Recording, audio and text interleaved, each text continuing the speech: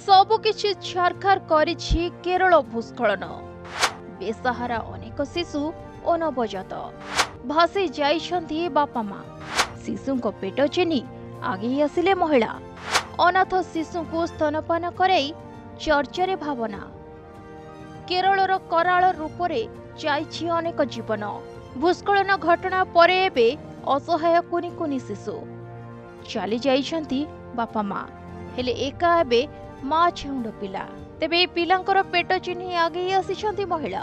केरल इदुकी अंचलर भावना पराकार जे कि एही अनाथ शिशु को कराउछन्ति स्तनपान। तेबे सूचना रहिछि भूस्खलन घटिबा परदिन तांका स्वामी फेसबुक रे पोस्ट करथिले कि जदि कोनोसी पिला माँ क्षीर आवश्यक करूछि मते जणांतु, मो स्त्री प्रस्तुत अछि। एपटे भावना कहिछन्ति जेतेबेले मु एही भूस्खलन संपर्क रे सुनिली मु कुनी कुनी क्षीरखिया पिलांक कथा भाबी चिंतित होई पड़थिली। बापा माँ को हराई पिला माने किपरि थिबे चिंता करि पारनथिली। तेबे से आहुरी मध्य कहिछन्ति मु दुई कुनी छुआंक माँ आउ मु जानिछि गोटे पिला माँ को छाड़ी किभଳି कष्टरे बंची थाए। सेथिपाई मु स्तनपान कराइबाकू आगे आसिली। मु जेतेबेले एने स्वामीक सह कथा हेली मते स्वामी समर्थन करिले।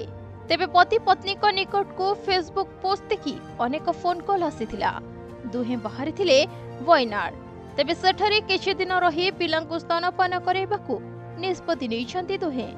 एपटे पति पत्नी को एही निष्पत्ति को चारिआडे करुछन्ति प्रशंसा। ब्यूरो रिपोर्ट प्रतिदिन टीवी।